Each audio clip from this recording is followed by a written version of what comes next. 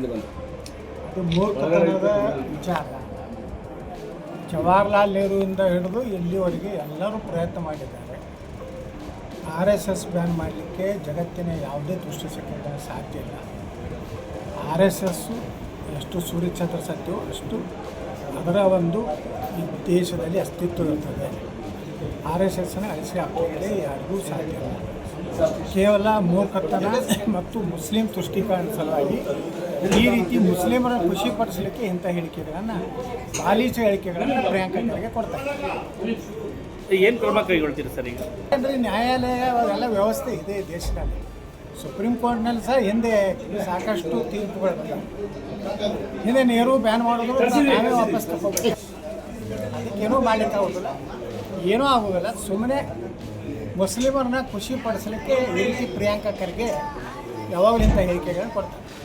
ರಿಪೋರ್ಟ್ನಲ್ಲಿ ಬಂದಿದೆ, ವ್ಯವಸ್ಥಿತವಾಗಿ ಗಣೇಶೋತ್ಸವದಲ್ಲಿ ಭಂಗನ ಮಾಡಬೇಕು ಅನ್ನೋಂಥದ್ದು ಇರುವುದರಿಂದ ಈ ರೀತಿಯ ಚಟುವಟಿಕೆ ಇಡೀ ದೇಶದಲ್ಲಿ ನಡೀತಾ ಇದೆ. ಒಂದೇ ಅಲ್ಲ, ಎಲ್ಲ ಕಡೆಯೂ ದೇಶದಲ್ಲಿ ಹಿಂದೂ ಜಾತ್ರೆಗಳ ಮೇಲೆ, ಹಿಂದೂ ಏನು ಹಬ್ಬ ಹರಿದಿನಗಳ ಮೇಲೆ, ಹಿಂದೂಗಳ ಶಿವಾಜಿ ಮಹಾರಾಜರಿರ್ಬೋದು, ಗಣಪತಿ ಇರ್ಬೋದು, ನಾಡದೇವಿ ಉತ್ಸವದಲ್ಲಿ ಇಂಥ ಘಟನೆಗಳು ಈ ದೇಶದಲ್ಲಿ ನಡೆದಿವೆ.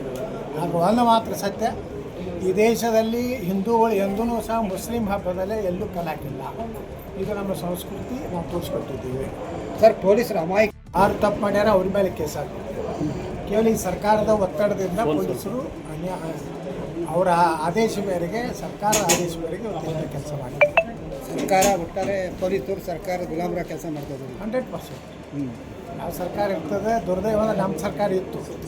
ಅವ್ರು ಎಂದೂ ನಮ್ಮ ಸರ್ಕಾರದವರು ಇಂಥದನ್ನು ಹದ್ದುಬಸ್ತು ಇಡುವಂಥ ಕೆಲಸ ಮಾಡಲಿಲ್ಲ. ಅದಕ್ಕೆ ನಾವು ಕರ್ನಾಟಕದಲ್ಲಿ BJP ಸೋಲ್ಬೇಕಾಯ್ತು. Thank you sir. ಒಳಿತಾಗಲಿ. ಸನಾತನ ಧರ್ಮ ಒಳ್ಳೆಯದು ಆಗಲಿ.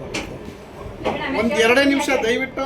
If you like this video, ಬೇಗ ಲೈಕ್ ಮಾಡಿ, ಕಾಮೆಂಟ್ ಮಾಡಿ, ಶೇರ್ ಮಾಡಿ ಹಾಗೂ ಯೋಯೋ ಟಿವಿ ಕನ್ನಡವನ್ನು ಸಬ್ಸ್ಕ್ರೈಬ್ ಮಾಡಿ.